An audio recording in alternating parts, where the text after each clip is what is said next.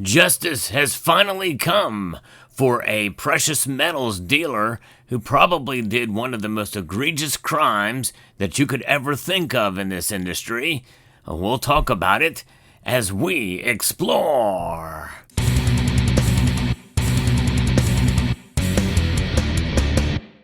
Yes, in recently released news, there is now a settlement of over $57 million that they must pay.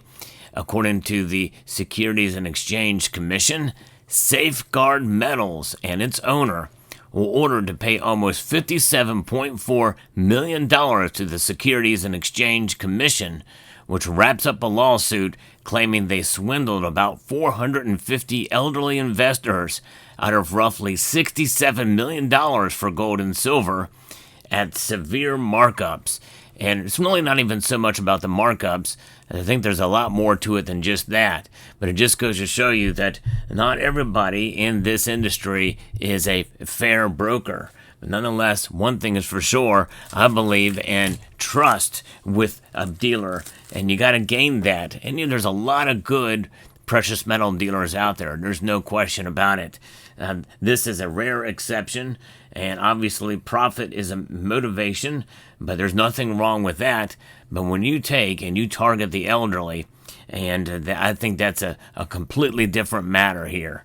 My friends over at summitmetals.com, probably one of the fastest growing precious metal dealers out there, and they have these cool precious metal wallets, and you can fill them up with gram bars, 10th ounce, quarter ounce, or half ounce gold coins.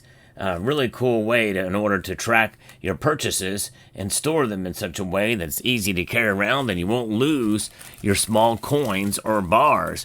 Check them out at summitmetals.com. They're constantly adding new features, and now they have another new feature that I'm going to talk about in another video, because it's so important that we have the ability to be able to take advantage of different tools that are offered to us whenever we're buying precious metals. Now, this story is quite intriguing, and it is behind the paywall, but I think I did a video. I'm pretty sure I did. I've done a lot of videos. Can't remember all of them, but I believe Safeguard Metals did come up in a previous video. And we can see over on the Department of Financial Protection and Innovation's website out of California, they had mentioned back in October of 2023 what happened in this situation here, where the DFPI, the CFTC, and 29 state regulators reached a settlement with Safeguard Metals and a $68 million fraud targeting elderly adults. And it just goes to show you how long it takes for this to come into fruition, and hopefully that money will be distributed back to the elderly client if they're still alive, to be able to get some compensation for money lost.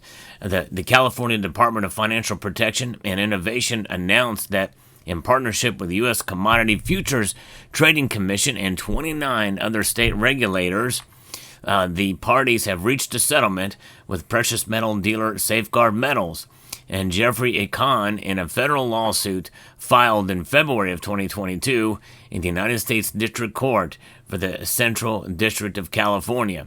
The lawsuit alleged that Safeguard and Akon engaged in $68 million a fraudulent scheme that targeted the elderly. It's interesting because you would think that with a name like Safeguard Metals, that you would trust. Safeguard means trust, right? Safe and guarded. Wow, just goes to show you. It kind of reminds me of the Inflation Reduction Act. It really should have been called the Inflation Act. It's just amazing how they label these bills, and that's fraudulent, and other things. It's almost gaslighting us, kind of like the Patriot Act as well. And I could probably name a whole lot of other areas in not only in government but also in private business, where the names are the exact opposite of what they entail or what they do. A key finding in the consent order is that between October of 2017 and July of 2021, Safeguard and Akon deceived more than 450 customers nationwide into purchasing precious metals through false and misleading statements, including misrepresenting Safeguard's and Akon's credentials and the risk and safety of customer investments in traditional retirement accounts. Safeguard Metals engaged in fraudulent and deceptive practices to solicit millions of dollars primarily from elderly and retirement-age individuals for profit. As a result, customers suffered substantial losses in their retirement investments, and by joining the settlement, the partnership with the CFTC and the state regulators, DFPI continues its efforts to protect consumers and holding bad actors in the precious metals industry to account. And this is something that needs to be done. Of course, it's not only that, but many people feel the CFTC should get involved and find out what's going on with some of the bullion banks that are hedging bets on precious metals and futures trading. And I do think that is something that probably should be looked into, at least investigate a little bit more. But, they've been doing this for years, and the only thing we've been able to come up with is the spoofing stuff by J.P. Morgan. But what about the rest of it? But that's another story. In this case, we see that the order finds that the defendants charged an average markup of 51 to 71% on the precious metals, which was substantially more than the amounts the defendants represented in Safeguard Metals customer agreements as operating margins of 23 to 42%. Safeguard steered over 97% of its sales from mostly inexperienced investors into overpriced silver coins, which had significantly higher markups than gold coins and generated approximately $66 million for Safeguard. The defendants consent to the use of the consent order's findings and conclusions in this action and any subsequent actions between the parties, but otherwise neither admit or deny the findings.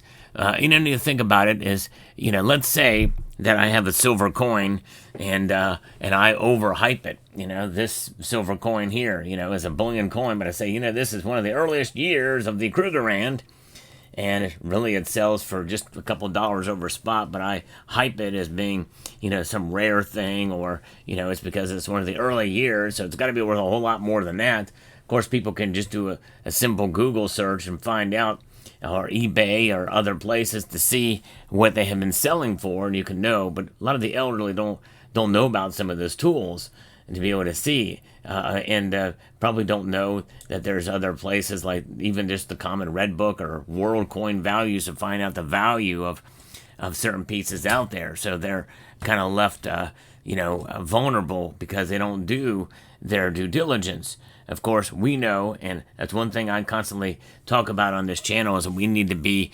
absolutely on top of it with regards to finding out, making sure that we're paying a fair price.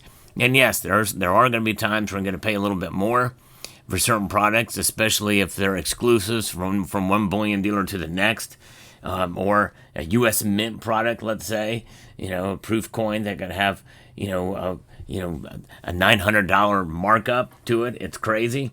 But those are the types of things that, you're going to find from time to time. But again, they're just there. Those are the prices. That's what you're going to pay. And you can decide not to pay. But in this case, it sounds like they were overpromised and underdelivered and took advantage of what could easily be researched. But nonetheless, still, there's ways and there's things that have occurred here that obviously have gotten to the point where Safeguard and Econ have agreed to settle this federal lawsuit filed by the Securities and Exchange Commission. And now that settlement is for considerably less than the amount that they had balked people out of, $57.4 million.